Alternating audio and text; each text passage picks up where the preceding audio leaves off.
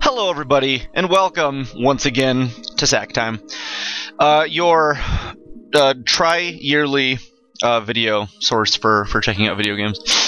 Okay, so today Donkey Kong Country for the Wii U actually came out, and so what we're going to do with Donkey Kong Country, Donkey Kong 64. Donkey Kong Country actually came out a couple weeks ago, which is nice. And I was going to do a triple feature on that, but instead I just played them and didn't do that.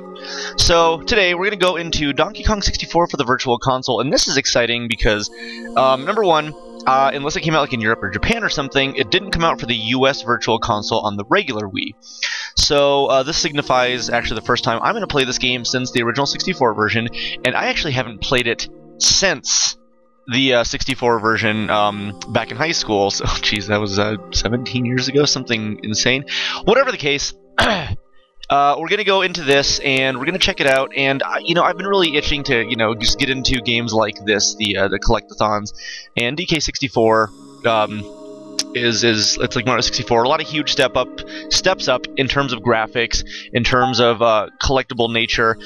Some might argue that it's not quite as good, which is totally fair, but nonetheless, I'm tremendously excited to get back into this. 99, okay, so it was like 16 years ago. Yeah, so what people liked about Mario 64, there's a lot of stuff, and it was the design and just the sort of like the simplistic nature of it. But DK64 did some really great things that Banjo-Kazooie also did, which is streamlining collecting so you don't have to warp out of a world every single time you go back in. And you know what? Here's what we gotta do. We can watch the whole DK rap, which is wonderful because, I know if you don't like this, it's a rap song about Donkey Kong, so you should probably just like it, like, it's ridiculous, it's cheesy. You can check out the manual. We're going to adjust a couple settings first, though.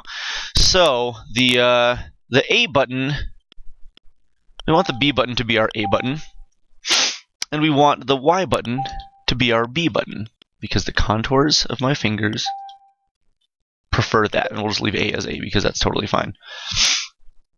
And I don't remember about L and R, but we're just going to leave it.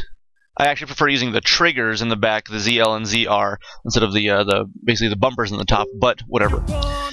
I also didn't go into this last time for the Mario 64 Virtual Console, but what's super nice as well is it also does the suspend feature, so if we were just to like go to the home menu, close out, and then come back in, it would resume exactly from where we were instead of restarting the whole thing. So it seems like all Virtual Console games have that now, and it's a tremendously welcome feature that, just for the sake of convenience, you have to keep reloading every time. So we're watching DK TV, and this is a proprietary channel that appears only when you first start the game. I don't think you can actually watch this on normal network television, but okay. Okay, so to start the game, we're going to check out a couple of the options. For those of you who haven't played this, this game, it's pretty fantastic. It's got a lot of really fun elements to it. There's not we're going to wait. Volume, music. No, what am I doing? Okay. Reset. No. We're going to surround sound. That's right. Okay, with our new B button, which I tried doing incorrectly. Check out some of our options, see what's going on. Screen size. Of course we're doing widescreen, though actually I don't know if this will work on this TV, because it's not stretching it for us. I wonder if I could... No, because the way the Virtual Console thing is set up, I suppose that would actually be something we'd have to take into consideration at a later date. But until then, we're just going to go ahead and play it... Well, no. We'll play it in normal screen mode, just to make it feel properly set up for the sake of the game. Start adventure mode, see what goes on, start a brand new slot, and you can see it has the tally of the bananas we've got, the percentage, and our time on the clock, as well as at the top how many Kongs we have, which is Donkey only.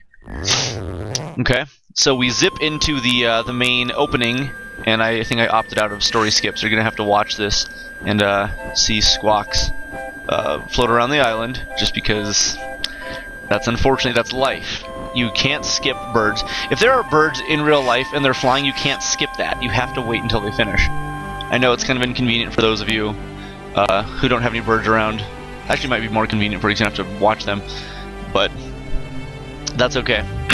So this is the DK Island, and there's pirate seals, and there's a mountain shaped like Donkey Kong's head, and I'm not sure if that's like some sort of omen that he's like the chosen one, or if he sculpted that himself, or if it's a huge coincidence. Maybe it's his great-grandfather, maybe it's the original Donkey Kong's father, before he moved to New York and fought Mario up on the building. I don't know though. I'm not quite as up on my Nintendo lore as I think I am.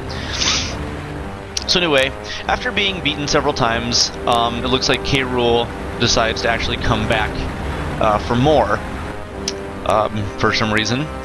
And he's got a boat. I don't know if it looks like him. Yeah, it does. Okay. So, you know, these egocentric landlords are fighting for dominance. I don't know if he wants the island because it's shaped like Donkey Kong's head, and he either adores Donkey Kong or he wants to change it into the shape of his head, or if he's going to replace the island with his ship, so there's just his head. Nobody knows. And maybe that's what's so frustrating about all of it, is that we're at the whim of a madman. Like, that reminds me of Dr. Claw. Inspector Gadget lore, for those of you who know who that is. And I guess here's a plug. Now it's on Netflix, and you can you can see for yourself. Okay. So.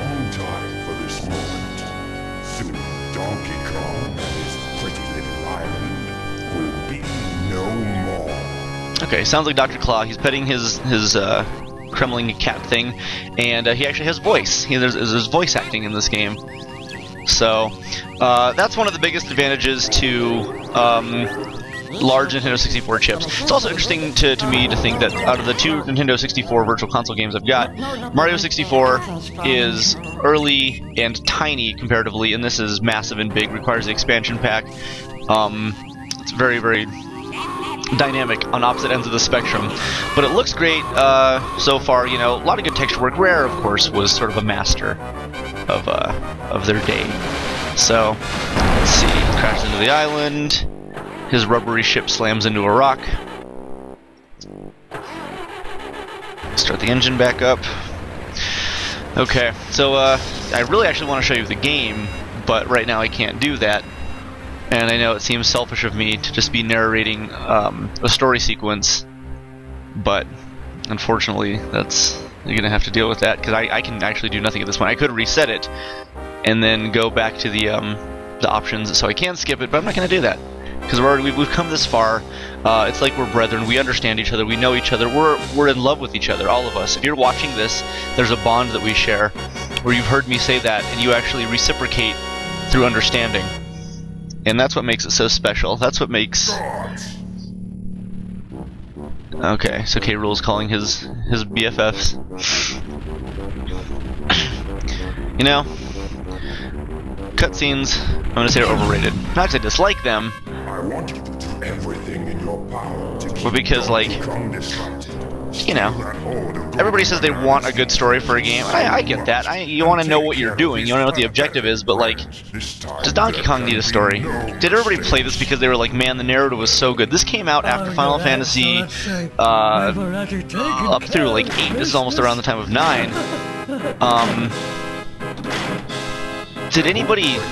Actually, this was like around the time of 8. But whatever the case, did people look at this game thinking, you know, Final Fantasy's done it, and the Breath of Fire games have done it, you know, I really need...